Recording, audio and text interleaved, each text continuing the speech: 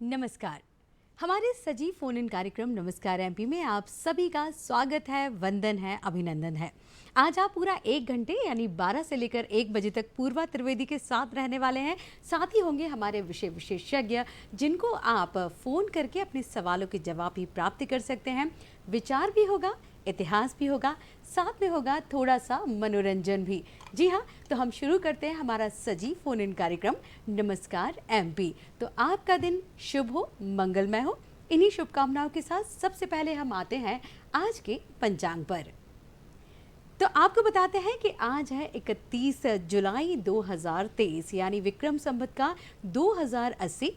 अधिक श्रावण शुक्ल पक्ष की त्रयोदशी तिथि है। दिन है सोमवार और हम आपको बता दें कि आज है सावन का चौथा सोमवार। भोलेनाथ आप सभी पर अपनी कृपा बनाए रखें। और जैसा कि हमने बताया कि आज सावन का चौथा सोमवार है, तो निश्चित रूप से सभी लोग कहीं ना कहीं दर्शन के लिए जा ही रहे होंगे या जाएंगे। तो ध्यान रखें क्योंकि फिसलन भरी जगह है, बारिश का मौसम भी है, संभल कर जाएं।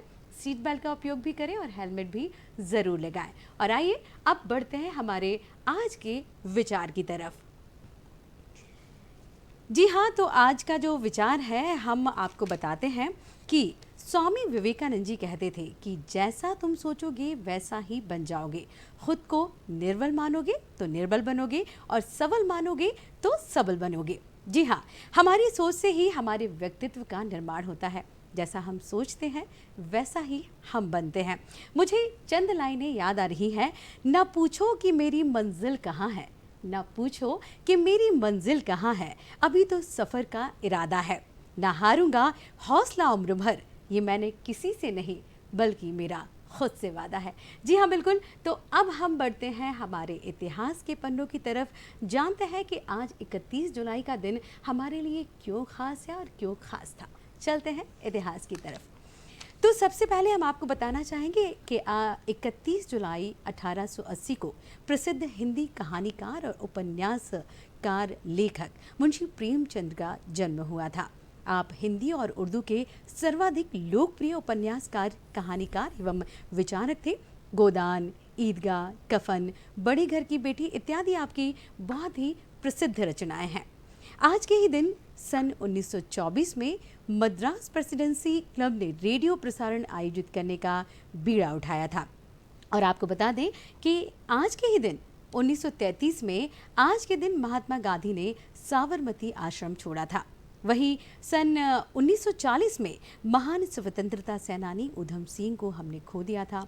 उन्होंने जलियांवाला बाग कांड के समय पंजाब के गवर्नर रहे माइकल ओ डावायर को लंदन में जाकर गोली मारी थी और गोली मारने के बाद भी वो वहाँ से नहीं हिले और गिरफ्तार कर लिए गए थे।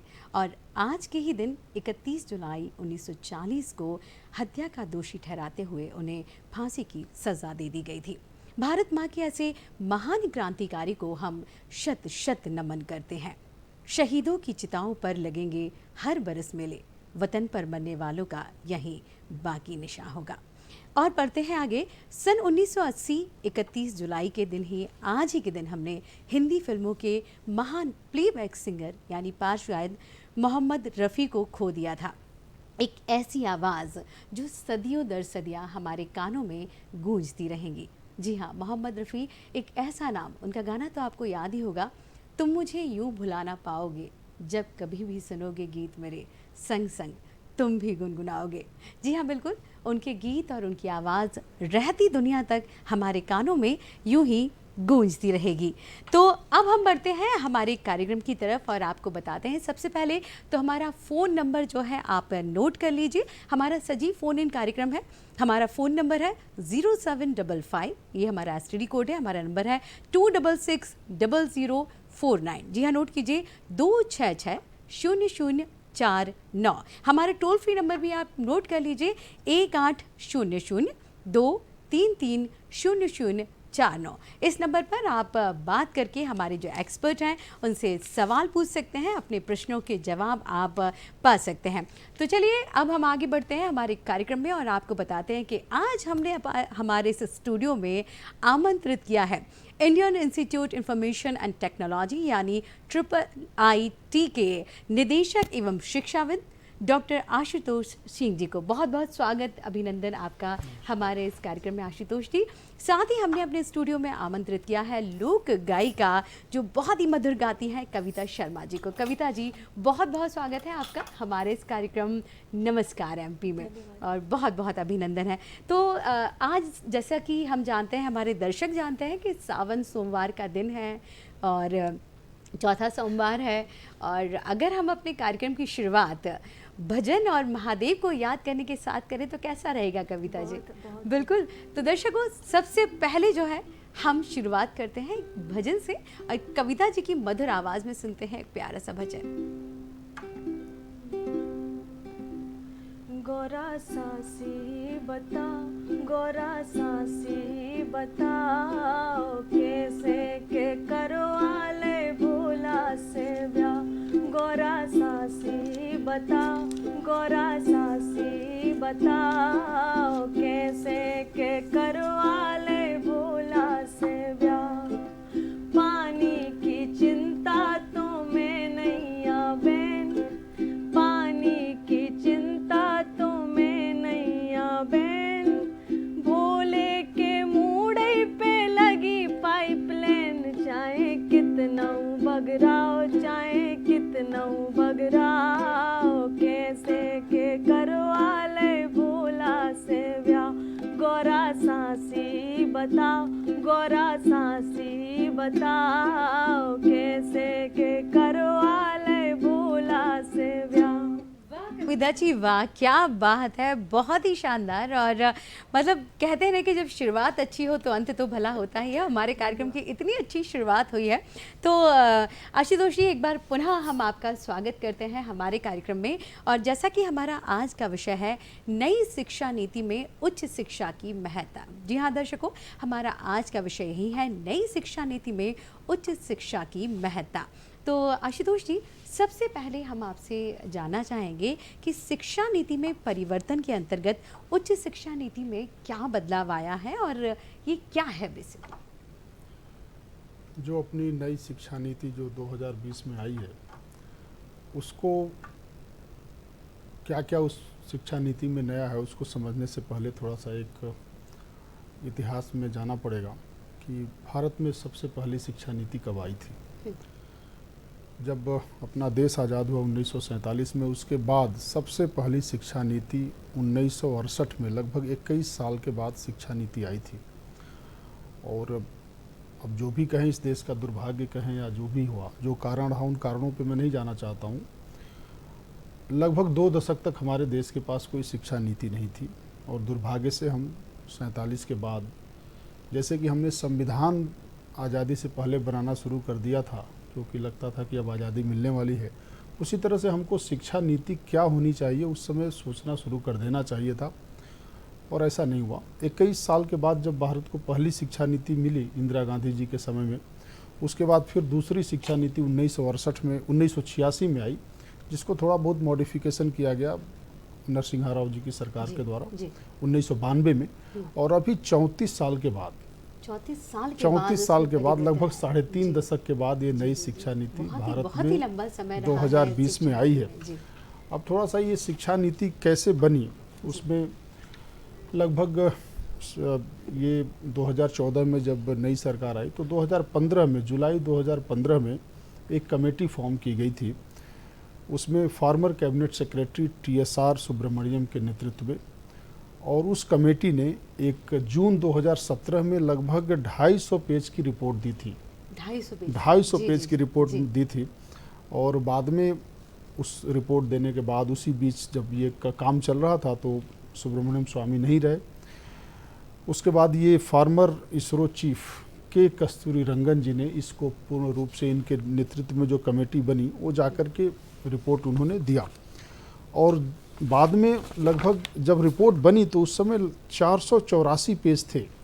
484 पेज की हाँ, रिपोर्ट तैयार की। उसके बाद मिनिस्ट्री ने इसके लिए बहुत सारा रिगोरस एक कंसल्टेशन प्रोसेस चलाया, और पूरे देश में लगभग 2 लाख सजेशंस आए, जिसमें 2.5 लाख गाँवों से सजेशन आए, 6,600 ब्लॉक से आए, और 6,000 के साथ के आसपास अर्बन लोकल बॉडीज़ से आए, और 676 डिस्ट्रिक्ट से आए।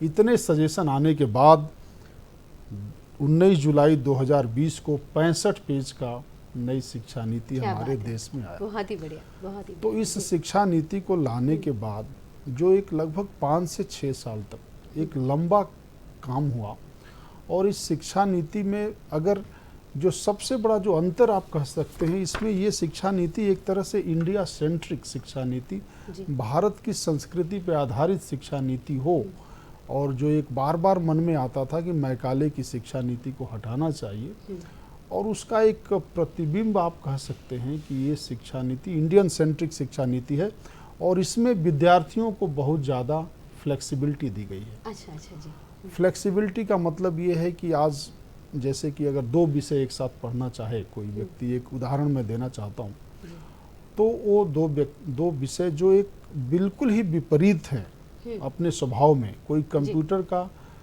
डिग्री ले रहा है और संगीत भी पढ़ सकता है। क्या बात है, मतलब अगर मैं हाँ। कुछ मेडिकल की पढ़ाई कर हाँ रही हूँ बिल्कुल, या आप कुछ है, मेडिकल की तो पढ़ाई मैं करके साथ आप में हाँ, अपना एक सब्जेक्ट हिंदी को भी अगर मैं पसंद करती हूँ तो किसी एक आप को पढ़ पढ़ने सकती से ले हैं। सकती हूँ। बहुत ही बढ़िया है। और ये चीज़ कहते हैं ना कि जब अगर हम अपने मन से जब किसी चीज़ को पढ़ते हैं, आगे जाते हैं, जानने की कोशिश करते हैं, तब हमारा फ्यूचर भी, हमारा मन भी उसमें लगता है और हमारा फ्यूचर भी जो है ब्राइट होता है।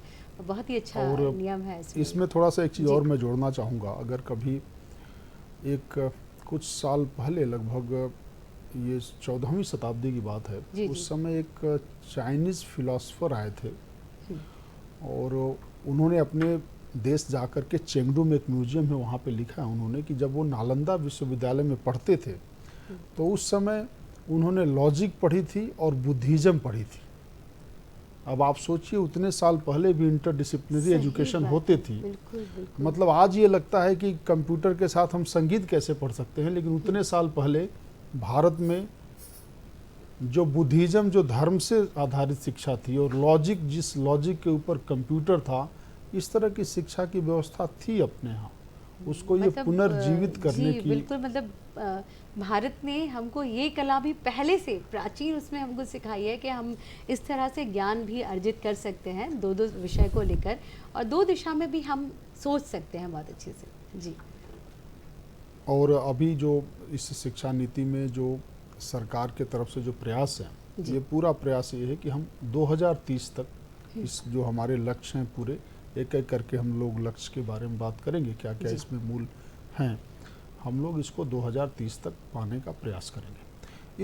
इस शिक्षा नीति में एक और चीज़ जो हुई, पहली बार किसी ऑफिशियल डॉक्यूमेंटेशन में गवर्नमेंट के नालंदा और तक्षशिला विश्वविद्यालय इस देश में थे, जी। इसका भी जिक्र किया गया है। लगभग दूसरे या तीसरे पेज पर जब आप जाएंगे तो उसमें लिखा है कि कहीं अपना जो नालंदा और तक्षशिला विश्वविद्यालय हैं जिसको डॉक्यूमेंटेड रहा है, वो भी इसका जिक्र इसमें शिक्षा नीति में हुआ है। जी। अब अगर जहाँ तक दूसरा आपका प्रश्न है कि क्या क्या इसमें बदलाव हुए हैं, शिक्षा नीति में क्या क्या बदलाव हुए हैं, तो बदलावों को बहुत सारे, जैसे कि मैंने बताया, लगभग 65 पेज का डॉक्यूमेंट है, इतने कम समय में तो सारे बदलाव में नहीं बता सकता, लेकिन इन बदलावों के मूल में क्या है कि विद्यार्थी को ज़्यादा इसमें फ्लेक्सिबिलिटी दी गई है, बहुत बढ़िया। और इसमें ज्ञान के ऊपर ज़्यादा फोकस किया गया है, रटने के ऊपर कम फोकस किया गया है, कि स्टूडेंट जो हमारा निकले उसके अंदर ज्ञान का भंडार हो, जिससे वो कौशल का विकास कर सके, और वो कौशल का उपयोग वो चाहे वो नौकरी में करता है या बिजनेस में करता है। तो कई बार कई विषय ऐसे रहे हैं जो ग्रामीण क्षेत्र के छात्र, जो भाषा के कारण एक तरह से वो उसको सब्जेक्ट को नहीं पढ़ पाते थे। जैसे कि एक मन में था कि इंजीनियरिंग पढ़ना है तो अंग्रेजी ठीक होनी चाहिए, मेडिकल पढ़ना है तो इंजीनियरिंग, मेडिकल पढ़ना हो तो आपको इंग्लिश ठीक होनी चाहिए। इस तरह का एक जो कंसेप्ट बना के रखा गया था, उसको इस नई शिक्षा नीति में पूरी तरह से बाहर करने का प्रयास किया गया है। ज्ञान पर किसी भाषा का अधिकार नहीं होना चाहिए। कोई अच्छा अंग्रेजी बोल सकता है, इसका मतलब ये नहीं कि वो बहुत अच्छा इंजीनियर हो सकता है। नहीं, बिल्कुल, या मतलब, कोई हाँ, तो इस तरह की चीज़ों का जो फ्लेक्सिबिलिटी इसमें दिया गया है, तो मैं तो इतना बताना चाहूँगा कि ये शिक्षा नीति विद्यार्थियों के लिए काफ़ी लाभप्रद है। जी बिल्कुल, मतलब कह सकते हैं कि एक विद्यार्थी के सर्वांगीण विकास के लिए हमारी नई शिक्षा नीति बहुत ही कारगर है। तो नई शिक्षा नीति पर हमारे विशेषज्ञ हमारे साथ हैं और इसी तरह से इन बातों का सिलसिला चलता रहेगा। आप हमको फ़ोन भी कर सकते हैं, हमारे विशेषज्ञ से आप अपने सवालों के जवाब भी प्राप्त कर सकते हैं। एक बार पुनः आप हमारा नंबर नोट कर लीजिए। जी, हमारा नंबर है 0755 266 0049। ये हमारा लैंडलाइन नंबर है और हमारा टोल फ्री नंबर भी एक बार नोट कर लीजिए 180023300049। तो आपके फ़ोन का हमको और हमारे विशेषज्ञ को बेसब्री से इंतज़ार है। और हमारे साथ जैसा कि हमने बताया कि कविता जी हमारे साथ हैं। कविता जी, हम आपसे जानना चाहेंगे कि अभी आपकी उम्र काफ़ी छोटी है और जैसा कि हमने बताया कि आप लोक गायिका हैं। जी जी। तो अभी जैसे जो नए बच्चे सीख रहे हैं या आगे जा रहे हैं, हिप हॉप है, भारतीय संगीत है और भी कुछ है, बहुत कुछ अलग अलग राह चुनते हैं, लेकिन लोक संगीत को अपनाना और उसमें आगे बढ़ना अपने आप में बहुत ही अद्भुत बात है। तो कैसे आपका आना हुआ, लोक संगीत के प्रति कैसे रुझान हुआ आपका? लोक संगीत मतलब घर में से ही सुना था, दादी गाती हैं, मम्मी गाती थी। तो जब मैं संगीत काफ़ी टाइम से सीख रही हूँ, जब मैं 5 साल की थी लगभग तब से अच्छा अच्छा। तो फिर जैसे कभी बॉलीवुड गाती हूँ, पर जो अपना संगीत होता है जैसे मैं गाती हूँ बुंदेली लोकगीत। हाँ। तो उसमें ना मुझे कुछ अलग ही अच्छा सा मतलब अपनापन सा फील होता है आपको? फील होता है। हाँ। हाँ। इसीलिए मैं हाँ, मतलब उसको आप घर चुना पे मैंने। सुनती थी दादी को, नानी को, मम्मी को गाते जी, हुए जी, जी। बुंदेली भाषा जी। में और लोकगीत में। जी, जी। बहुत बढ़िया। तो वहीं से आपका रुझान फिर हाँ, लोकगीत हाँ। के प्रति हुआ? लोकगीत के प्रति फिर जी। मैंने सीखना शुरू किया छतरपुर में। तो फिर मैं अभी यहाँ भोपाल में सीख रही हूँ, जी। नूतन कॉलेज से मैं एमए कर रही हूँ म्यूज़िक में। अरे बहुत बढ़िया है, यानी आपने लोकगीत, लोक संगीत में ही अपना करियर आगे बढ़ाने जी, की जी, आपकी जी। जो इच्छा है। जी। चलिए, बहुत बहुत शुभकामनाएं आपको। तो कविता जी, अब जो है अगर आप हमारे यहाँ बीच उपस्थित हैं और हम आगे कुछ ना सुने, ऐसा तो हो नहीं सकता। तो हम चाहते हैं कि सावन का मौसम चल रहा जी, जी, है, जी। जगह जगह जो एक्सपर्ट हैं, है ना, और सभी लोग जो है सावन की जो है, मतलब सभी लोग बना रहे हैं, तीज का माहौल जी, है, जी। अभी है, तो हम चाहते हैं कोई सावनी सा आप हमको सुनाए। हाँ जी, सावन में जैसे कजरी का ज़्यादा प्रचलन होता है और जी। हमारे बुंदेलखंड में जी। कुछ इस तरह से इसको गाया जी, जाता है। कविता जी, थोड़ा सा आपको विराम देना चाहूँगी अभी। अच्छा अच्छा, चलिए, हमारे कॉलर थे, अभी जैसे आएंगे तो हम जब पहले गीत सुन लेते हैं। जी, जी, जी, बताइए। के हरे रामा रिम झिम बरसे पनिया, झूले राजा रनिया रे हारी। के हरे रामा रिम झिम बरसे पनिया, झूले राजा रनिया रे हारी। घिर आए घुमड़ घनकारे, पर रिम झिम बूंद फुहारे। घिर आए घुमड़ घनकारे और रिम झिम परत फुहार। के हरे रामा दमक रही दामनिया, झूले राजा रनिया रे हारी। के हरे रामा रिम झिम बरसे पनिया, झूले राजा रनिया रे हारी। बहुत ही बढ़िया, बहुत ही शानदार कविता जी, मज़ा आ गया आपको सुन के और हमारे दर्शकों को भी बहुत अच्छा लगा होगा ये गीत। अच्छा, चलिए हम आगे बढ़ते हैं और हमारे एक्सपर्ट के पास हम आते हैं। जैसे कि हम बात कर रहे थे नई शिक्षा नीति को लेकर, तो आशुतोष जी, हम आपसे पूछना चाहेंगे कि ऐसे क्या पुराने नियम हैं, जैसा कि हम उससे बात कर रहे थे नई शिक्षा नीति में उच्च शिक्षा को लेकर, कि जो अभी बदले गए हैं, और ऐसे कौन से नियम हैं जो नए ऐड किए गए हैं हमारी नई शिक्षा नीति में? देखिए, कुछ बहुत सारे बदलाव हुए हैं, उसमें कुछ 2-4 बदलावों को मैं आपको बताना चाहता हूँ। जैसे कि पहले अपना जो एजुकेशन सिस्टम था, इट वाज बेसिकली वो 10+2 के ऊपर डिपेंड था। माफ़ कीजिए आशुतोष जी, हमारे कॉलर हमसे महेंद्र जी जो हैं वो जुड़ गए हैं, तो हम उनका एक सवाल लेते हैं और फिर हम कंटिन्यू करते हैं। जी, तो महेंद्र जी दमोह से हमारे साथ जुड़े हुए हैं। तो महेंद्र जी नमस्ते। नमस्ते जी महेंद्र जी, पूछिए, क्या पूछना चाहते हैं? मेरा क्वेश्चन ये है कि ऐसी नई शिक्षा नीति में बच्चों के लिए कैसे एडजस्ट करें, इसके लिए क्या जागरूकता है और क्या मतलब बच्चों पर इसका क्या भविष्य में असर पड़ेगा, तो इसके लिए थोड़ा सा उस पर प्रकाश डालें। इन्हीं शब्दों के साथ नमस्कार। जी देखिए, बच्चों का जो पहले हमारे यहाँ जो एजुकेशन सिस्टम था वो लगभग 10+2 के हिसाब से हम लोग चलते थे।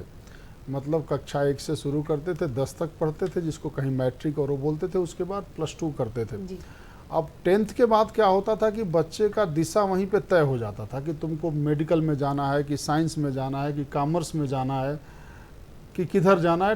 क्योंकि 10+2 वाला जो इंटरमीडिएट जिसको कहीं की बोलते हैं, उसमें आपको मैथ लेना है, कि बायोलॉजी लेना है, कॉमर्स लेना है, सब आपका फिक्स हो गया। बाद में अगर आपने कहीं मन बदला कि नहीं अभी हमें लगता है कि नहीं हमें मेडिकल पढ़ना चाहिए, या मेडिकल को लगता है इंजीनियरिंग पढ़ना चाहिए, तो वो चेंज नहीं कर पाता था। लेकिन इस नई शिक्षा नीति में 10+2 को हटा करके 5+3+3+4 स्ट्रक्चर कर दिया गया है। इस 5+3+3+4 स्ट्रक्चर को समझना है तो ये लगभग आपका 15 स्ट्रक्चर हो गया, 15 ईयर्स हो गया। तो जनरली जब बच्चा पहले क्लास में जाता है, उसके पहले वो नर्सरी में जाता था, तो उसको अब 5 मतलब फर्स्ट 5 ईयर्स तक वो जिन चीज़ों को पढ़ता है, +3, उसके बाद +3 और लास्ट का जो 4 ईयर्स है, जी जिसमें 10th 11 12 9 10th 11 12 होता है, जी, वहाँ जी। पे वो कुछ भी ले सकता है। उसके बाद अगर उसको अंडर ग्रेजुएट सब्जेक्ट में अगर जाना है, तो अगर उसने कहीं मैथ लिया है, बाद में उसको लगता है कि नहीं मुझे कॉमर्स पढ़ना चाहिए, तो कॉमर्स लेके पढ़ सकता है। जी जी जी तो ये फ्लेक्सिबिलिटी जो है एक, नहीं तो क्या होता था कि उससे छात्रों के ऊपर बहुत पहले से ही दबाव बन जाता था। कक्षा 10 का विद्यार्थी इस स्थिति में नहीं रहता कि वो कल को क्या 10 साल बाद करेगा, उसका निर्णय कर सके। बिल्कुल वो बिल्कुल। एक बहुत बड़ा चेंजेज है। जी दूसरा क्या है कि जब वो हायर एजुकेशन में जब हमारा विद्यार्थी जा रहा है, वहाँ पे हमने उसको बहुत सारी फ्लेक्सिबिलिटी दी हुई है। जी। जैसे कि मैं एक फ्लेक्सिबिलिटी आपको बताना चाहूँगा कि जैसे हमने 4 साल के कोर्स में एडमिशन लिया और 1 साल 2 साल के बाद हम किसी कारण से अपनी पढ़ाई पूरी नहीं कर सके, वो व्यक्तिगत कारण हो सकता है, पारिवारिक कारण हो सकता है, स्वास्थ्य की समस्या हो सकती है, तो फिर से उसको आकर के 2 साल के बाद भी वो कोर्स को पूरा कर सकता है।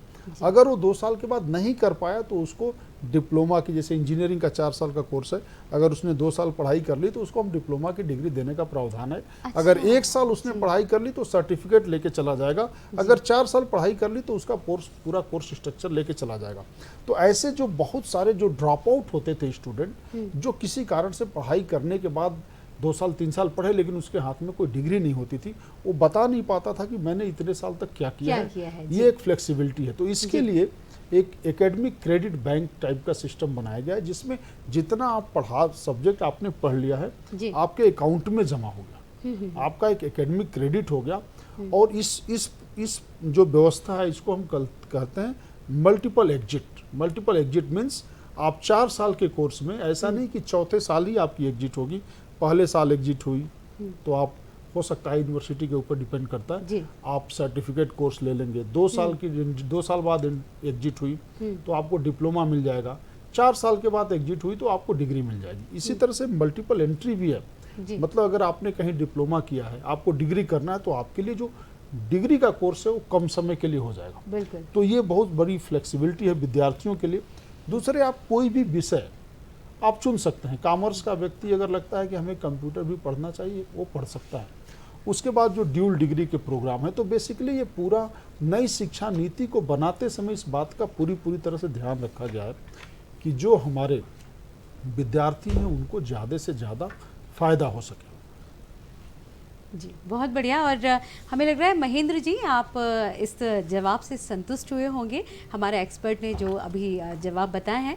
और जैसे कि हम बात कर रहे थे अभी आशुतोष जी कि पुराने नियम जो, हालांकि आपने कुछ प्रकाश डाला इन बातों पर कि किस तरह से बदले गए हैं, लेकिन उच्च शिक्षा में नए नियम कुछ अलग हैं जो ऐड किए गए हैं। हाँ, इसमें बहुत सारे नए नियम हैं। जैसे जी। कि देखिए, एक जो मुख्य नियम है, हाँ। पहले क्या होता था कि यूनिवर्सिटी में जब अच्छे यूनिवर्सिटी में जब स्टूडेंट हाँ। एडमिशन लेता था तो उसको एक अलग अलग तरह के टेस्ट देने पड़ते थे। जी जी जी। कहीं पे मार्क्स परसेंटेज के हिसाब से एडमिशन होता था।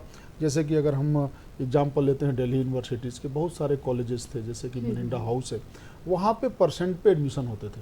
अब क्या होता था, कहीं अलग बोर्ड है, कोई पता चला यूपी बोर्ड से आया, कोई मध्य प्रदेश बोर्ड से आया, कोई केरल के बोर्ड से पढ़ के आया, तो सबके मार्क्स अलग अलग होते थे। जी। तो एडमिशन में वहाँ पे 10+2 में परसेंटेज देखे जाते थे, जिसके कारण से एक समानता नहीं थी। तो एक प्लेटफॉर्म पे अगर आना है तो आपको एक तरह का एग्ज़ाम पास करना होगा। तो उसके लिए एक कॉमन टेस्ट किया गया, जी। और उस कॉमन टेस्ट को करने के लिए जो है एक नेशनल टेस्ट एजेंसी बनाई गई, जो नेशनल टेस्ट एजेंसी सारे तरह के टेस्ट का जो पूरा जी। प्रक्रिया है उसको करेगी। तो कॉमन एंट्रेंस टेस्ट में क्या है कि उसमें अब जब बच्चा को यूनिवर्सिटी कोई मिलेगी तो सारे देश के लोग एक प्लेटफॉर्म पे एक क्वेश्चन सॉल्व करके और उसमें अपनी प्रतिभा को दिखाएंगे, तब उसमें जा कर के उस तरह का एडमिशन मिलेगा।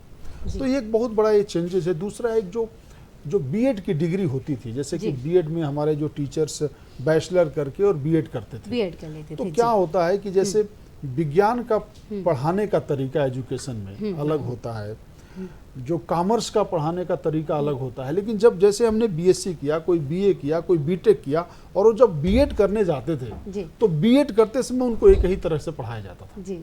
अब उसके कारण क्या होता है कि जिस तरह से हम साइंस को समझा सकते हैं उस तरह से हम कॉमर्स को नहीं समझा सकते। नहीं अब क्या है कि एक इंटीग्रेटेड बीएड डिग्री है कि हमको अगर कॉमर्स का टीचर बनना है तो हमको शुरू से ही उस तरह का इंटीग्रेटेड बीएड की डिग्री हमें जाएगी। तो वो एक काम बहुत अच्छा हुआ है।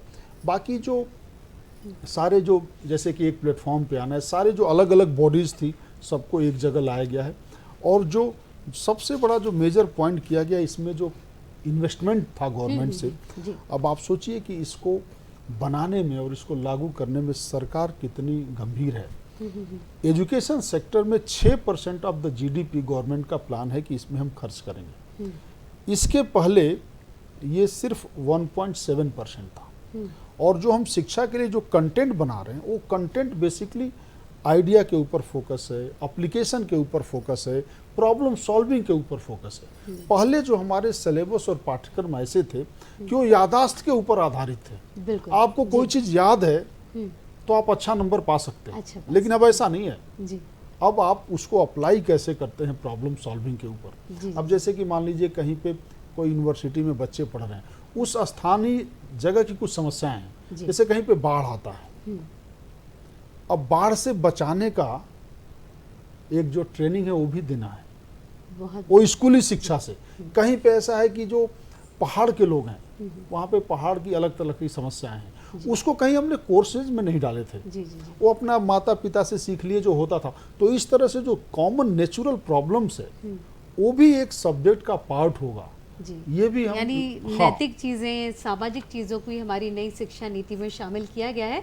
और कहते हैं ना आशुतोष जी कि परिवर्तन ही जो है जीवन का नियम है, और परिवर्तन अगर अच्छे होते हैं तो अच्छा लगता है। जैसे कि हम अपने दर्शकों को बताना चाहेंगे कि कल से हमारा समय भी नमस्कार एमपी का परिवर्तित होने जा रहा है। कल हम आपसे 8 से 9 बजे के बीच मुलाकात करेंगे, आप और हम साथ में रहेंगे। तो बिल्कुल याद रखिए, हमारे नमस्कार एमपी को आप देख सकते हैं सुबह 8 बजे से लेकर 9 बजे तक। और जैसा कि हमारे आशुतोष जी बता रहे थे कि किस तरह से जो है परिवर्तन चल रहा है और बहुत अच्छी से जो है नई शिक्षा नीति कार्य कर रही है।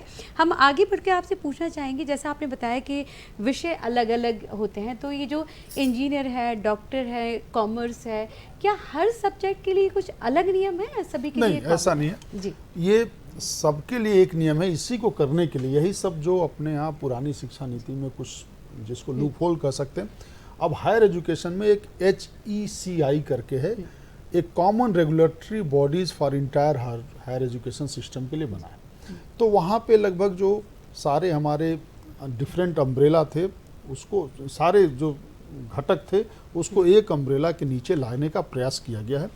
और लगभग जो फाइनेंशियल ऑटोनॉमी है, जी।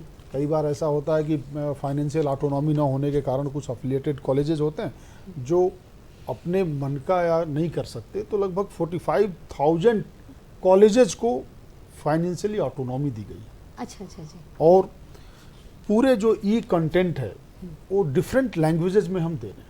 अच्छा जी। जैसे कई बार होता है कि आप कुछ जानना चाहते हैं, यूट्यूब पे आप खोज रहे हैं, आपको मिला, इंग्लिश में बहुत अच्छा कंटेंट मिला, लेकिन आप उसको समझ नहीं पा रहे।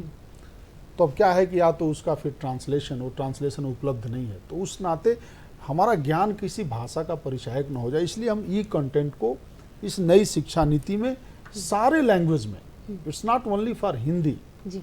जितने भारतीय भाषाएं हैं सब में लाने का प्रयास इस नई शिक्षा नीति में हुआ है। और जो अपने रिसर्च के लिए है, रिसर्च में बहुत ज़्यादा इस नई शिक्षा नीति पे फोकस है। अब रिसर्च की आवश्यकता को अगर समझना है तो आप देखिए, अगर पूरी दुनिया में कभी अगर आपको विश्व गुरु हम थे, अभी विश्व बिल्कुल। गुरु का हम अगर बनना है जी, या किसी कंट्री को पावरफुल होना है तो उसके रिसर्च को पावरफुल होना पड़ेगा। रिसर्च को powerful। आज आपने बहुत- कोरोना बहुत के ही टाइम में जरूरी है। देखा, जी, कोरोना के टाइम में क्या स्थिति हो गई थी, पूरी दुनिया में वैक्सीन की क्या पोजीशन हो गई थी। भारत ने जिस तरह से जो वैक्सीन बनाई, सबसे कम समय में बनाई, पूरी दुनिया को इंपोर्ट किया, क्योंकि जो कोरोना का समय एक युद्ध की स्थिति थी बिल्कुल और बिल्कुल ये तो- रिसर्च की सबसे ज़्यादा जो स्थिति जब ज़रूरत पड़ती है वो संकट के समय पड़ती है। जब भी युद्ध जैसी स्थिति आए, आज जो कंप्यूटर टेक्नोलॉजी पूरी दुनिया पे राज कर रही है, ये दर्शकों को पता होना चाहिए। इसके आने के पीछे सेकेंड वर्ल्ड वॉर था। 1945 में सेकेंड वर्ल्ड वॉर में 2 प्रोफेसर यूनिवर्सिटी ऑफ मिशिगन के थे, उनको अमेरिकन गवर्नमेंट ने रिसर्च के फंडिंग दिए कि आप एक ऐसा टूल जी। बनाओ जिससे हम न्यूक्लियर वेपन्स को कैरी कर नहीं, सकें। बिल्कुल, बिल्कुल और जी, आज और देखिए आज हाँ। पूरी आईसीटी की जो है तो रिसर्च में इसमें रिसर्च में बहुत नई सारे- शिक्षा जी, नीति में बिल्कुल बहुत आप सारा उसके बहुत- लिए एक जी नेशनल रिसर्च फाउंडेशन की स्थापना की गई है। जी और जो पूरी तरह से एक रिसर्च में मुझे लगता रिसर्च है में, कि एक हाँ, काफी बहुत अच्छा बड़ा हुआ है। शिफ्ट जी होने बिल्कुल, है। आपने कोविड की बात भी करी आशुतोष जी, और निश्चित तौर पे वो भी एक ऐसा दौर था जब विद्यार्थी ही नहीं, हमारे बड़े भी परेशान हो रहे थे, क्योंकि सब जगह हाहाकार मचा हुआ था। सभी की सुरक्षा हमारे लिए ज़रूरी थी। तो चलिए, हमारे एक विशेषज्ञ जो हैं अधिवक्ता निखिल शर्मा जी इस समय हमारे साथ हैं, जो ज़िला न्यायालय भोपाल से हैं। और जैसा कि आपने बताया कि किस तरह से वो दौर था जब हमें कुछ विशेष जो है देखभाल की ज़रूरत थी, और सबसे ज़्यादा देखभाल की ज़रूरत तो हमारे बुज़ुर्गों को भी थी। तो निखिल जी, बहुत बहुत स्वागत है आपका, अभिनंदन है। और निखिल जी, हमारे साथ निखिल शर्मा जी हैं जो अधिवक्ता हैं, जैसा कि हमने आपको बताया। तो निखिल जी, हम आपसे जानना चाहेंगे कि बुज़ुर्गों के संरक्षण को लेकर क्या ऐसे कौन से नियम हैं जिनका हम पालन कर सकते हैं, तो कृपया बताइए। जी नमस्ते। सीनियर सिटीजन एक्ट 2007 जो है, ये बहुत ही एक अच्छा एक्ट बनाया है गवर्नमेंट ने। जी इसमें 60 साल या इससे अधिक उम्र वाले बुजुर्ग इस कानून के दायरे में आते हैं। हम्म, इनमें जन्म देने वाले माता पिता, गोद देने वाले पेरेंट्स और सौतेले माँ बाप को भी शामिल किया गया है। जी जी ऐसे माता पिता या बुजुर्ग जो अपनी संपत्ति से या अपनी आय से अपने स्वयं का खर्चा वहन नहीं कर पाते हैं, जी जी जी वह इस सीनियर सिटीजन एक्ट के जरिए अपने बच्चों को मेंटेनेंस भरण पोषण से प्रभावित कर सकते हैं। जी इसमें 10,000 प्रति माह तक का जी आदेश न्यायालय दिया जाता है। जी। और जिस तरह से निखिल जी हम देखते हैं कि आजकल जो बच्चे हैं, कई बार वृद्धा आश्रम का जो कॉन्सेप्ट अभी है, मतलब अभी क्या काफ़ी पुराना भी है, हमारे बुज़ुर्ग माता पिता को घर में नहीं रखते हैं और आश्रम में भेज देते हैं। तो क्या इसको लेकर भी कोई नियम है कि उन्हें अगर नहीं भेजा जा सकता, या कुछ ऐसी सिचुएशन हो या ऐसी कंडीशन हो कि बच्चे जो हैं बाध्य हों अपने पेरेंट्स की देखभाल करने के लिए? देखिए, कहीं ना कहीं जैसे देखा जाता है कि आजकल पेरेंट्स को बच्चे माँ बाप को रिलीव करते हैं आफ्टर मैरिज। जी तो अगर बच्चे माँ बाप को नहीं रखते हैं अपने साथ में और घर से निकाल देते हैं, वृद्धाश्रम में भेज देते हैं, ऐसी दशा में जी पेरेंट्स अपने बच्चों के ऊपर भरण पोषण का दावा लगा सकते हैं। अच्छा जी और यदि हम प्रॉपर्टी के ऑनर हैं, हम संपत्ति मालिक हैं, तो हमें संपत्ति से निकालने का अधिकार बच्चों को नहीं होता है। बच्चों को नहीं होता है। जी बिल्कुल। जी निखिल जी, क्या कोई ऐसा प्रावधान या ऐसी कोई योजना है जो अभी है जिसका हमारे वृद्धजन जो है लाभ ले सकते हैं? देखिए, इसमें देखने में ये आता है कि दोनों पक्षों की अगर एक अच्छी काउंसलिंग हो जाती है, हम्म, पेरेंट्स की और बच्चों की एक अच्छी काउंसलिंग हो जाती है, तो इसमें समस्या का हल निकल जाता है। जी बिल्कुल, बहुत बहुत धन्यवाद निखिल जी, और इन तमाम जानकारियों के लिए। हमारे दर्शकों को भी बहुत अच्छी जानकारी प्राप्त हुई है कि हालांकि हम यही कहते हैं कि हमारी भारतीय जो परंपरा रही है हमेशा बड़ों का सम्मान करने की, आदर करने की, उनको संजो कर रखने की, उनका देखभाल करने की। जिस तरह से उन्होंने हमको पाल पोस कर बड़ा किया है और आज समाज में रहने के लायक बनाया है, हमारा भी कर्तव्य उनके प्रति बनता है। आप सभी से यही गुजारिश करूंगी, अनुरोध करूंगी कि आप भी अपने बड़ों का ध्यान ज़रूर रखें। और जैसा कि हमने बताया कि अभी सावन चल रहा है और कविता जी हमारे साथ में हैं दर्शकों। तो कविता जी, सावन के झूलों की याद आ जाए और हरियाली जो है हमारे दर्शकों की आंखों के सामने आ जाए, जी। कोयल कूकती हुई हमारे कानों में गूंजने लगे, कुछ ऐसा प्यारा सा गीत हो जाए। ये झूला गीत है, हमारे यहाँ गाया जाता है। जी बिल्कुल। हिडोलना झूलन गई मोर राजा, हिडोलना झूलन गई मोर राजा, हिडोलना झूलन के मोरे राजा पहली पलकिया पे पाँव धरो, के मोरे राजा पहली पलकिया पे पाँव धरो, के घुंघटा खुल खुल जाए मोरे राजा, के घुंघटा खुल खुल जाए मोरे राजा, हिडोलना झूलन गई मोरे राजा, हिडोलना झूलन के मोरे राजा दूजी पलकिया पे पाँव धरो, के मोरे राजा दूजी पलकिया पे पाँव धरो, कि कंगना खना नाना होए मोरे राजा, कि कंगना खना नाना होए मोरे राजा, हिडोलना झूलन गई मोरे राजा, हिडोलना झूलन। बहुत ही बढ़िया कविता जी। और हमारे दर्शकों को भी जो है सावन की याद आ गई है, झूलों की याद आ गई है। वैसे ही सावन का सीज़न चल रहा है और आपका गाना सुनकर 4 चांद लग गए हैं सावन में। वैसे हम आपको बताना चाहेंगे कि हम बात कर रहे हैं नई शिक्षा नीति में उच्च शिक्षा के महत्व पर, और हमारे बीच हैं निदेशक एवं शिक्षाविद डॉक्टर आशुतोष सिंह जी, और हम उनसे नई शिक्षा की नीति के बारे में जान रहे हैं। तो आशुतोष जी, हम अपने कार्यक्रम को आगे बढ़ाते हैं। उससे पहले दर्शकों एक बार आपको नंबर और हम बताना चाहेंगे। हमारा नंबर नोट कीजिए, हमारा STD कोड है 0755, नंबर नोट कीजिए 2660049, और हमारा टोल फ्री नंबर आप नोट कर लीजिए 1800-233-0049। जी हाँ, ये हमारा टोल फ्री नंबर है। हमारे विशेषज्ञ यहाँ बैठे हुए हैं, हमें कॉल कीजिए और आप अपने सवालों के जवाब जो है हमारे एक्सपर्ट से जान सकते हैं। तो आशुतोष जी, हम जानना चाहेंगे कि नई शिक्षा नीति में आपने बहुत अच्छी जानकारियाँ हमारे दर्शकों को दी, किस तरह से काम कर रही है, कैसे हम आगे बढ़ रहे हैं, कैसे हमारा देश जो है तरक्की कर रहा है। हम जानना चाहेंगे रोज़गार उन्मुखी ऐसे कौन से पाठ्यक्रम हैं जो हमने नई शिक्षा नीति में शामिल किए हैं, जो हमको ज्ञान के साथ साथ और रोज़गार में भी हमारे लिए सहायक हो। जी देखिए, अभी जो मैंने जैसा पहले बताया कि अभी जो नई शिक्षा नीति है वो काफ़ी कुछ ज्ञान आधारित है, जिसमें प्रॉब्लम सॉल्विंग से लेकर के एप्लीकेशन और वो करके इसमें किया गया है। इसमें यूनिवर्सिटीज़ को नए नए कोर्सेस जो वर्तमान में आवश्यक है इंडस्ट्री के क्षेत्र में, चाहे वो इंडस्ट्री हो, इंजीनियरिंग का क्षेत्र हो, या मेडिकल का क्षेत्र हो, या बिजनेस के लिए, वो सारे कुछ करने की आज़ादी दी गई है। तो इससे हमारा जो ज्ञान से कौशल और कौशल से रोजगार, ये एक पाथवे बनाया गया है। उसके पहले हमारा रटने पे ज़्यादा ध्यान था, उसको हटा करके, और जहाँ तक नए पाठ्यक्रम का है, शिक्षा नीति में नए पाठ्यक्रम को नहीं जोड़ा जाता। ये पाठ्यक्रम बनाना ये यूनिवर्सिटी का काम है जी। इस नई शिक्षा नीति में जो फ्लेक्सिबिलिटी दी गई है यूनिवर्सिटीज़ को, जी, जी, जी। सारे बॉडीज़ को, आप कर सकते हैं।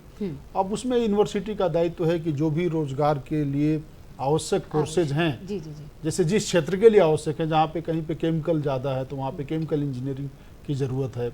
जी। इस तरह से अलग अलग सेक्टर्स के यूनिवर्सिटीज़ अपने फ्रीडम है, उनको अपना कोई भी कोर्स शुरू कर सकते हैं। अच्छा, मतलब ये डिपेंड करता है आपकी यूनिवर्सिटी हाँ, पे, आपके वहाँ के यूनिवर्सिटीज पाठ्यक्रम पे में पाठ्यक्रम वो पे, क्या उसमें हाँ, शामिल क्या करना शामिल चाहते हैं। करना और चाहते आजकल हैं। तो बहुत सारे रोजगार उन्मुखी पाठ्यक्रम जो है हाँ, शामिल उसको सरल हो कैसे भी उसमें, चुके हाँ, हैं। नीति में उसको जी। सरल किया गया है कि नीति आप में, जी। दोनों तरह से डिग्री, जैसे मैंने बताया, कुछ भी आप डिग्री, ड्यूल डिग्री भी आप दे सकते हैं। जी, जी, कोई जी। कंप्यूटर पढ़ करके जी। मेडिकल का भी कुछ कोर्स करके ले सकता है। इस तरह से एक नीति बनाई गई है। अब पाठ्यक्रम को लागू करना, बनाना वो यूनिवर्सिटीज के जी, ऊपर जी, डिपेंड है। यूनिवर्सिटी के है। जी बिल्कुल, बहुत अच्छी जानकारी आपने दी आशुतोष जी। जैसा कि आपने बताया, अगर बात तकनीकी शिक्षा की जाए तो क्या इसके लिए भी कुछ जो है इसमें कुछ सरल जो है इसको बनाया गया है? देखिए, तकनीकी शिक्षा जिसमें हम इंजीनियरिंग की बात जी, करते जी, हैं जी, मेनली, जी। उसमें हमारे बहुत सारे विद्यार्थी मातृभाषा में अपने पढ़े होते हैं, जो लोकल अपना जो भारतीय भाषा में पढ़े रहते हैं 10+2 तक। उसके बाद वो फिर इंजीनियरिंग में आते हैं। उनको अपने विषय का तो नॉलेज है, लेकिन कई बार भाषाओं के कारण वो थोड़ा मार खा जाते हैं। इसलिए अभी लगभग एनसीईआरटी की बहुत सारी पुस्तकों का भारतीय भाषाओं में रूपांतरण हुआ है। जी। और आपको बताना चाहूँगा मैं, कल 2 दिन लगभग 29 और 30 को पूरा दिन देश का शिक्षा मंत्रालय दिल्ली में था, और पूरे देश के वाइस चांसलर, डायरेक्टर, रजिस्ट्रार्स और जो हायर एजुकेशन से जुड़े लोग थे, वो 2 दिन का लगभग वर्कशॉप हुआ। उसमें 16 सेशंस चलाए गए, 16 सेशंस लेकर के, और उसमें ये सारे जो बिंदु हैं इस पर गहन चर्चा हुई। और मुझे कभी बताते हुए गर्व होता है कि हमारे शिक्षा मंत्री श्री धर्मेंद्र प्रधान जी पूरे 2 दिन पूरी अपनी कैबिनेट के साथ सत्रों में भाग लिया उन्होंने। तो आप देखिए कि इसमें सरकार कितनी गंभीर है। जहाँ तक सरलता की बात है, सरलता में हम पढ़ाई वही करेंगे जो तकनीकी की पुस्तकों में है, लेकिन उसको भाषा के कारण हमारा देर हो जाए वो नहीं करेंगे। दूसरा, प्रैक्टिकल ओरिएंटेड, कि जैसे जब हम कहते हैं एप्लीकेशन सॉल्विंग की तरफ हम जा रहे हैं, तो एप्लीकेशन सॉल्विंग की तरफ जाने का पहला स्टेप ही यही है कि हमारी तकनीकी शिक्षा को more and more like practical oriented करें, और उसमें तरह तरह की, जैसे कि शिक्षा पद्धति को अपनाने, जैसे क्लासरूम को पढ़ाने के लिए उसमें अलग अलग टीचिंग मॉड्यूल्स है, जैसे फ्लिप क्लासरूम टीचिंग है, उसके बाद सुपरवाइज टीचिंग है। तो अलग अलग तकनीकी लगा करके, और ये डिपेंड करता है कि एक ही विषय का में अगर 10 चैप्टर हैं तो उस 10 चैप्टर में कुछ 2-4 चैप्टर हैं वो जरूरी है कि उसको याद रखा जाए, बिल्कुल, और कुछ 2-4 चैप्टर ऐसे होंगे जिसको जरूरी नहीं कि याद रखा जाए, वो एप्लीकेशन बेस होगा। तो इसलिए हम एक साथ ये कह दें कि पूरे सब्जेक्ट को या मतलब पूरे डिग्री के सब्जेक्ट के लिए हम एक फार्मूला लगाएंगे, ऐसा नहीं। उसको हम कहते हैं कि लाइक हाइब्रिड मॉडल, जिस कंटेंट को जो चाहिए वो देने की फ्लेक्सिबिलिटीज नई शिक्षा नीति में है। इस कारण से मैं मानता हूँ कि काफ़ी सरल हो गई है। जी, अभी हमारे साथ जो है आशुतोष जी, एक और हमारे कॉलर जबलपुर से अशोक जी हमसे कनेक्ट हुए हैं। अशोक जी, स्वागत है आपका। जी नमस्ते। ये जानना चाहता हूँ सर से जी कि जितने भी आप शिक्षा की नीति के बारे में आपने बताया है कि कितना हम नई शिक्षा नीति लागू कर रहे हैं, तो इसमें कितने पाठ्यक्रम बढ़ चुके होंगे, तो यानी बच्चों के लिए पढ़ाई ज़्यादा होगी, मतलब, और स्कूल टाइम भी कुछ ज़्यादा हो जाएगा, तो इसमें सहयोग पूरा मिलेगा कि स्कूल वाले को, ये जानना चाहिए। जी, क्या प्रश्न थोड़ा रिपीट, अशोक जी, हम एक बार और करेंगे? चाहेंगे कि आप अपने प्रश्न को एक बार और पुनः बताएं हमें। जी जी, शायद अशोक जी से हमारा जी सर कि आप जो नई शिक्षा नीति बताई है आपने, इसमें पाठ्यक्रम कई बढ़ रहे होंगे। जी, मतलब पाठ्यक्रम कितने बढ़ चुके हैं ये नहीं, पाठ्यक्रम, हाँ देखिए इसमें, हाँ देखिए कि नई शिक्षा नीति में क्या बदलाव। जी बिल्कुल बिल्कुल, हाँ, मैं आपका प्रश्न समझ रहा हूँ। देखिए कि पाठ्यक्रम का बोझ बहुत ज़्यादा नहीं रहने वाला है। उसमें पाठ्यक्रम के बोझ के कारण जो है विद्यार्थी ज्ञान की तरफ कम, रटने की तरफ चला जाता था। इसमें पाठ्यक्रम का बोझ कम रहेगा, लेकिन उस जो भी पाठ्यक्रम है उसको कैसे हम विद्यार्थी के ज्ञान के में डाल सकें, उसके ऊपर ज़्यादा जोर है। तो जैसे बहुत बड़े बड़े बस्ते नहीं रहेंगे अब बच्चों के, जी जी जी। कम बचते रहेंगे, छोटी किताबें, मतलब ऐसा सिलेबस बहुत ज़्यादा नहीं रहेगा, सिलेबस उपयोगी रहेगा, उसको पीरियोडिकली चेंजेस की फ्लेक्सिबिलिटी दी गई है इस नई शिक्षा नीति में। जी, तो अशोक जी हम बिल्कुल ये समझ सकते हैं कि आपको आपके इस सवाल का जवाब जो है मिल चुका है। जी बिल्कुल, अशोक जी ने पूछा कि जैसा कि आपने बताया कि हम जो है उस शिक्षा को शिक्षा तो हम ले रहे हैं, लेकिन बहुत सारी ऐसी चीज़ें हैं जिनको विद्यार्थी पढ़ना नहीं चाहते हैं, या ये चाहते हैं उनके विषय नहीं, पसंदीदा विषय नहीं रहते हैं, या उस क्षेत्र में बहुत ज़्यादा नहीं आगे पढ़ना चाहते। जैसा कि आपने कहा कि हम रटने वाली जो सिचुएशन में आ जाते हैं, और जो हमें लगता है कि हमें सिर्फ याद करना है। तो नई शिक्षा नीति में ये आपने बहुत अच्छी बात बताई कि पाठ्यक्रम भी कम है, और हमारी मतलब कह सकते हैं मन पसंदीदा पाठ्यक्रम इसमें हम जो शामिल किए गए हैं, तो उनमें भी हम शिक्षा ग्रहण कर सकते हैं। एक बात और पूछना चाहूँगी आशुतोष जी, जैसा कि आपने देखा कि अभी इंजीनियरिंग और मेडिकल की पढ़ाई जो है वो एक ऑप्शन के तौर पर हिंदी में भी आजकल होने लगी है, प्रावधान हमें दिया गया है। तो ये नई शिक्षा नीति के अंतर्गत है, या ये नियम जो है हमारे मध्य प्रदेश के लिए है सर? नहीं, ये पूरे देश के लिए, ये नई शिक्षा नीति का सिर्फ हिंदी नहीं, जी, भारतीय भाषा कहिए, भारतीय भाषा। अगर कोई आदमी तेलुगु में पढ़ाना चाहता है, तमिल में पढ़ाना चाहता है, अगर विद्यार्थी उस भाषा में लिखता है, तो इसलिए सिर्फ हिंदी अंग्रेजी मत कहिए जी, उसको भारतीय भाषाओं में कहिए जी। आशुतोष जी, जैसा कि आपने बताया कि भारतीय भाषा है, लेकिन अगर हम इंटरनेशनल लेवल की बात की जाए, और जब हम इंग्लिश को जो प्राथमिकता देते हैं, तो इससे क्या असर होने वाला है? इसको देखिए, ये देखिए आप, इस बड़ा अच्छा सवाल है। अंग्रेजी का जो मतलब ओरिजिन जो माना जाता है, इंग्लैंड माना जाता है, और इंग्लैंड के बगल में 2-4 कंट्रीज जो है उनका मैं नाम बताता हूँ। जैसे जर्मनी है जी, जर्मनी में अंग्रेजी में पढ़ाई नहीं होती, जर्मन में पढ़ाई होती। पूरे यूरोप का अगर एरिया देखा जाए तो पूरा यूरोप हमारे भारत से 1.5 से 2 गुना ज़्यादा होगा। वहाँ से अंग्रेजी पैदा हुई और वहाँ के लोगों ने अपनी भाषाओं में पढ़ाना शुरू किया। आज जापान में सारे रिसर्च पेपर्स जापानीज में होते हैं। तो ये भाषा, ये कहना कि भाषा अंग्रेजी साइंटिफिक है, ये ठीक नहीं है जी। हमने वही तो मैंने शुरुआत में ही कहा कि जो चीज़ 1947 से शुरू होनी थी, वहाँ पे हम कहीं चूक गए, क्योंकि जो मैकाले की शिक्षा पद्धति थी वो उसके पीछे सबसे बड़ा कारण यही था।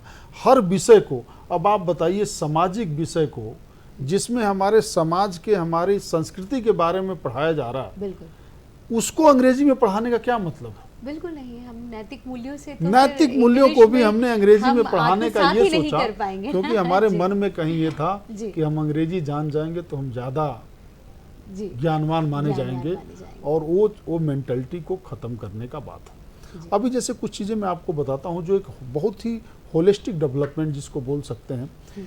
हमारे देश में जो हायर एजुकेशन पे हम जितना पैसा खर्च करते हैं, उसका 2 गुना पैसा हमारे देश का स्टूडेंट विदेश में जाकर के फीस में दे देता है। अमेरिका में, कनाडा में, ऑस्ट्रेलिया में मास्टर और पीएचडी करने के लिए हमारा जितना बजट है उसका 2-3 गुना ज़्यादा वो देता है।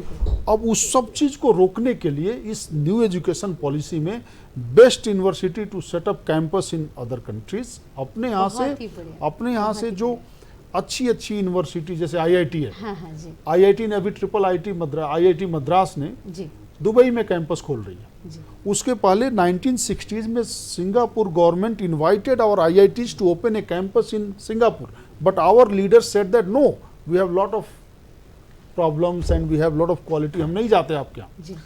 अब क्या है, इस शिक्षा नीति में जो विदेश की यूनिवर्सिटी है वो आकर के हमारे यहाँ कैंपस खोल सकती है। ये ऐसे ही है जैसे 1992 में एक ओपन इकोनॉमी पॉलिसी हुई थी, जिसके कारण विदेश की कंपनियां आकर के हमारे यहाँ भी कंपनी खोली और उसका लाभ सबको दिख रहा है, जो मुक्त जो अर्थव्यवस्था थी।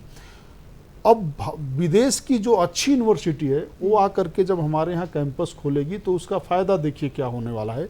जो हमारे बच्चे हमारा पैसा ले जा कर के विदेश में भेज रहे हैं पढ़ाई के नाम पे, पीएचडी, और आप सोचिए अगर एमआईटी कैंपस हो गया, कैम्ब्रिज यूनिवर्सिटी हो गई, हार्वर्ड यूनिवर्सिटी हो गई, जो दुनिया के टॉप 20 के यूनिवर्सिटी के कैंपस अगर हमारे यहाँ आ गए तो उनको डिग्री जब वहाँ से मिलेगी तो वो पैसे बच सकते हैं। दूसरे हमारे देश के लोगों को रोजगार मिल सकता है, एक क्वालिटी एजुकेशन। सो दोनों तरफ से है ये। विदेश की यूनिवर्सिटी हमारे देश में आ सकती है, आके ओपन कर सकती है, और हमारी जो भारत की इंस्टीट्यूट है इंस्टीट्यूट। जैसे आईआईटी है, आईआईएम जी, है, जी। जो अच्छी यूनिवर्सिटी है, वो अगर विदेश में दुनिया जा में जा करके अपना कैंपस खोलना चाहते हैं वो खोल सकते हैं। और जी, जो तीसरी बात बिल्कुल ये है, दर्शकों, हाँ हाँ जी बताइए। तीसरी बात इसमें यह है कि इस नीति के अंतर्गत एक कहा गया है कि हर यूनिवर्सिटी जी। इंटरनेशनल स्टूडेंट का ऑफिस बनाए अपने यहाँ, तो अच्छा। विदेश से बच्चे आए आपके कैंपस में पढ़ने के लिए। हाँ। जो मैंने बताया कि चाइना से लेकर के 16वीं शताब्दी में लोग आके पढ़ते थे। जी हम विश्व गुरु तभी हो सकते हैं जब विश्व को पढ़ाएं, और बिल्कुल। विश्व को पढ़ाने के लिए उनकी पॉपुलेशन का देश में आना जरूरी है। बहुत। तो इस नई शिक्षा नीति में इंडिया को एक ग्लोबल स्टडी डेस्टिनेशन बनाने के लिए एक प्रयास किया गया है कि आप अपने कैंपसेज में कुछ यूनिवर्सिटीज़ के लोकेशन में फॉरेन स्टूडेंट को अट्रैक्ट करिए, बिल्कुल। और फॉरेन यूनिवर्सिटी के अट्रैक्ट होने से भारत में, मुझे जहाँ तक व्यक्तिगत लगता है, इतनी क्षमता है कि हम लोग एक एजुकेशनल हब बन सकते हैं, बहुत ही जिसमें पूरी जी, दुनिया से बिल्कुल। लोग आकर के हमारे यहाँ पढ़ हाँ, सकते हैं। हाँ। और हम ये जो, क्योंकि पढ़ाने और बोलने में नहीं, भारतीय नहीं, लोगों का सही कोई बताया मुकाबला आपने नहीं है। कि निश्चित तौर पर नई शिक्षा नीति पर जो है, अगर हम आगे बढ़ते हैं और विश्व गुरु बनने की जो चाह है वो बहुत ही जल्द हमारी पूरी होगी, ऐसी कामना हम करते हैं। और दर्शकों, ये जो विषय है वो बहुत बड़ा है, और इस पर चर्चा करने के लिए हमको आगे भी जो है कंटिन्यू हमें आशुतोष जी के साथ रहना पड़ेगा। लेकिन आपको हम बता दें कि कल से आप नमस्कार एमपी पर हमारे साथ रहेंगे। सुबह 8 से 9 बजे तक होंगी ढेर सारी बातें, हमारे विशेषज्ञ होंगे, आपके सवाल होंगे, विशेषज्ञ के जवाब होंगे। तो नया समय हमारा ध्यान रखें। जी हाँ, 8 से 9 बजे तक। और कविता जी, अब जैसा कि हमने दर्शकों को बताया था कि आज पार्श्व गायक मोहम्मद रफ़ी जी की जो है पुण्यतिथि है, हम उनको भी यहाँ याद कर रहे हैं। तो हम चाहेंगे, वैसे तो आप लोक गायिका हैं और लोकगीत गाती हैं, लेकिन हम चाहते हैं कि अगर मोहम्मद रफ़ी का कुछ छोटा सा नगमा लोकगीत के साथ या कुछ आप हमको सुना पाए। जैसा कि हमने शुरू में बताया था, वही गीत लता जी ने भी गाया है, तुम मुझे यूँ भुला ना पाओगे, और या जो भी आपको पसंद हो, एक छोटा सा कुछ गुनगुना के अगर आप हमें बता पाए। लोकगीत के साथ साथ या फिर ठीक है, हम एक लोकगीत आपसे सुन लेते हैं। जी जी, लोकगीत में सुना देती हूँ आपको। हमारे बुंदेलखंड में इसको राछरे कहते हैं, जी। जो बारिश के समय गाया जाता है। जी, जी, एक जी। विधा है, ये काफ़ी मतलब हमारे बुंदेलखंड में काफ़ी पॉपुलर है। जी। मैं सुना देती हूँ आपको। काना से उन आई कारी बदरिया, बदरिया यार काना बरस गए मेघ, बदरिया बरसो वीरन के देसा में, पूरब से उन आई कारी बदरिया, बदरिया अरे पश्चिम बरस गए मेघ, बदरिया बरसो वीरन के देसा में, कोना के भर गए ताल तलैया, तलैया अरे कोना के भर गए बेला ताल,